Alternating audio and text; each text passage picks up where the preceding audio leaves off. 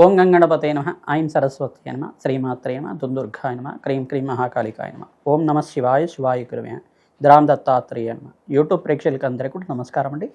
నేను పాలపర్తి గురునాథ్ శర్మ, జ్యోతిష్యం వాస్తు సిద్ధాంతిని. మీకంతా కూడా గోచారిత్య గ్రహాల యొక్క స్థితిగతి కలీక వాటి ప్రభావం అంతా కూడా మేషాది ద్వాదశ రాశుల వాళ్ళకంతా కూడా ఎటువంటి గ్రహ గోచారంలో గ్రహస్థితి అంతా కూడా యోగకరంగా ఉందా, ఏ గ్రహాలకంతా కూడా శాంతి పూజలు ఆచిస్తే కనుక జీవితంలో మార్పులు జరుగుతాయి, ఆర్థికంగా ఆకస్మికంగా ధనయోగ ప్రాప్తి కలగాలన్నా, వ్యాపారంలో అభివృద్ధి కలగాలన్నా ఏ గ్రహాలంతా కూడా కారకత్వం అవుతున్నాయి విశ్లేషణ చేయడం జరుగుతుంది. ప్రధానంగా చూసుకుంటే ఈ రోజున మనం చూసుకోబోయే గోచార రీత్యా గ్రహస్థితి అంతా కూడా ఈ రకంగా ఉంది. ఈ యొక్క వార ఫలితాల్లో భాగంగా ఏప్రిల్ నెలలో అంతా కూడా 12వ తారీఖు నుంచి 18వ తారీఖు దాకా వార ఫలితాలంతా కూడా విశ్లేషణ చేస్తున్నాం. ప్రధానంగా చూసుకుంటే గోచారీత్యా గ్రహస్థితి ఈ రకంగా ఉంది. కుంభరాశిలో రాహు సంచారం మరియు మీనరాశిలో అంతా కూడా రవి భగవానుడు ప్రధానంగా చూసుకుంటే 14వ తారీఖు తర్వాత మేషరాశిలో ఉచ్చస్థానంలో సంచారం చేయడం, మరియు ఇక్కడ ఈ యొక్క మీనరాశిలో రాహు ప్రధానంగా శనీశ్వరుడు, అంగారకుడు, బుధ భగవానుడు, సూర్య భగవానుడు అంతా కూడా సంచారం జరుగుతుంది.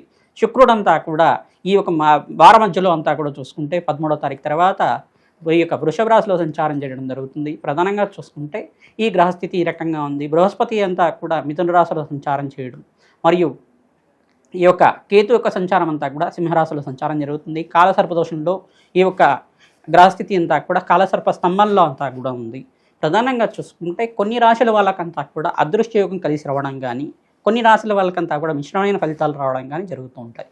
ప్రధానంగా గోచారిత్య గ్రహస్థితి ఏం చెప్తుందంటే కర్మయోగాన్ని అంతా కూడా చెప్తుంది. కర్మ ఫలితాన్నంతా కూడా అనుభవించే విధంగా, కర్మదోషాన్ని నివారణ చేసే విధంగా గ్రహదేవతలంతా కూడా ఈ యొక్క దోషాన్నంతా కూడా పరిష్కారం చేసే విధంగా ఉంటారన్నమాట.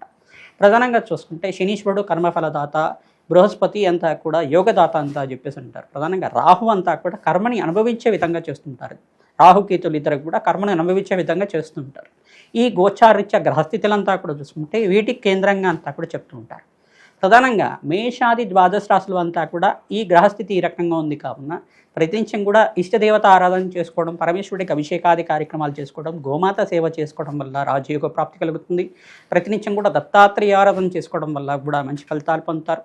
దత్తాత్రేయాయ స్మరణ మాత్రైన సంతుష్టాయ నమః నామాన్నంతా కూడా జపాన్ని ఆచరించడం వల్ల మంచి ఫలితాలు పొందుతారు. ప్రధానంగా చూస్తుంటే సకల గ్రహ దోష నివారణ అవడానికి ఆస్కారం ఉంటుంది. ప్రతినిత్యం కూడా అమ్మవారి ఆరాధన, దేవీ భాగవతాన్ని పారాయణం చేసుకోండి. ఖడ్గమన స్తోత్రాన్ని ప్రతినిత్యం కూడా చదవడం కానీ చేయడం కానీ చేయండి. ప్రతినిత్యం కూడా కనకదార స్తోత్రాన్ని 3 సార్లు చదువుకోవడం వల్ల ఆర్థికంగా స్థితిగతులు పెరగడానికి ఆస్కారం ఉంటుంది. ప్రతినిత్యం కూడా మేము చెప్పే పరిష్కారాలంతా కూడా ఈ గ్రహాల యొక్క దోషం ఈ కారకత్వంగా ఉంది కావున దీనికి పూజ చేసుకుంటే మంచి ఫలితాలు పొందుతారని చెప్తుంటాం. తద్వారా మీరంతా కూడా శీఘ్ర ఫలితాలు పొందడానికి ఆస్కారం ఉంటుంది. అదృష్ట యోగము, ఆకస్మికంగా ధనయోగం, ధనప్రాప్తి రావాలన్నా, రాజయోగ ప్రాప్తి రావాలన్నా గ్రహదేవతల అనుగ్రహం కావాలి. తద్వారా నవగ్రహ ఆరాధన చేయడం వల్ల సకల గ్రహదోష నివారణ అవుతుంది. తద్వారా ఏ రాశి వాళ్ళకి అత్యంత యోగకరంగా ఉన్నాయి విశ్లేషణ చేయడం జరుగుతుంది. మకర రాశి జాతకులకి ఏప్రిల్ నెల వార ఫలితాల భాగంగా ఈ వారం అంతా కూడా ఏ రకంగా ఉందో విశ్లేషణ చేయడం జరుగుతుంది. 12వ తారీఖు నుంచి 18వ తారీఖు దాకా గ్రహస్థితి అంతా కూడా అనుకూలంగా ఉందా లేదా విశ్లేషణ చేయడం జరుగుతుంది.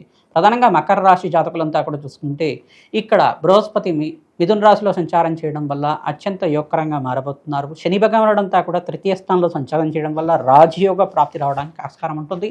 శనీశ్వరుడు మీకంతా కూడా యోగకరంగా మారడానికి, అధికంగా లాభాలు గణించడానికి ఆస్కారం ఉంటుంది. స్వల్పంగా ఇక్కడ అంగారకుడితో కలిగితో ఉన్నారు కావున ఇష్టమైన ఫలితాలు ఇస్తూనే యోగకరంగా మారడానికి ఆస్కారం ఉంటుంది. సూర్య భగవానుడంతా కూడా ఇక్కడ చూసుకుంటే మీకు ఉచ్చస్థానంలో మార్పు జరగడం వల్ల సంపూర్ణమైన ఆరోగ్యవంతమైన జీవితం జీవించడానికి ఆస్కారం ఉంటుంది. దూర ప్రాణాలు చేయడం వల్ల ఆర్థికంగా స్థితిగతులు పెరగడానికి ఆస్కారం ఉంటుంది. బంధుమిత్తి యొక్క సహాయ సహకారాలు పెరగడం వల్ల మంచి ఫలితాలు పొందుతూ ఉంటారు. నూతన పెట్టుబడుల్లో పెట్టుబడి పెట్టుకోవడం వల్ల లాభాలు గణించడానికి ఆస్కారం ఉంటుంది.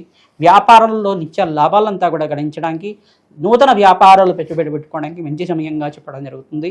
ప్రధానంగా మీకంతా కూడా చూసుకుంటే గ్రహస్థితి యోగకరంగా మారడానికి జన్మజాతకం ప్రధానమైన జాతకంగా ఉంటుంది కావున నవగ్రహ దోష నివారణార్థం శనీశ్వరుడికి, రాహువుకి, బృహస్పతికి మరియు అంగారకుడికి అంతా కూడా జపాలు దానాలు ఆచరించుకోవడం, సూర్య భగవానుడు ప్రీతికరంగా సూర్య నమస్కారాలు ఆచరించడం, గోధుమలంతా కూడా దానం చేయడం వల్ల మంచి ఫలితాలు పొందడానికి ఆస్కారం ఉంటుంది. కూష్మాండ దీపాన్నంతా కూడా రావి చెట్టు, వేప చెట్టు ఉన్న ప్రాంతం దగ్గరంతా కూడా కూష్మాండ దీపాన్ని వెలిగించడం, ఈ యొక్క కాలభైరవ స్వామి దేవాలయంలో కూడా కూష్మాండ దీపాన్ని వెలిగించడం వల్ల మంచి ఫలితాలు పొందడానికి ఆస్కారం ఉంటుంది. దుర్గామాత దేవాలయంలో కావచ్చు, మహాకాళి దేవాలయంలో కావచ్చు, ఈ కూష్మాండ దీపాన్ని వెలిగించి ఖడ్గమాల స్తోత్రాన్ని పఠనం చేసుకోవడం వల్ల రాజయోగ ప్రాప్తి కలుగుతుంది, ధనాదాయం పెరగడానికి ఆస్కారం ఉంటుంది. ధ్రాన్ దత్తాత్రేయాయ నమః.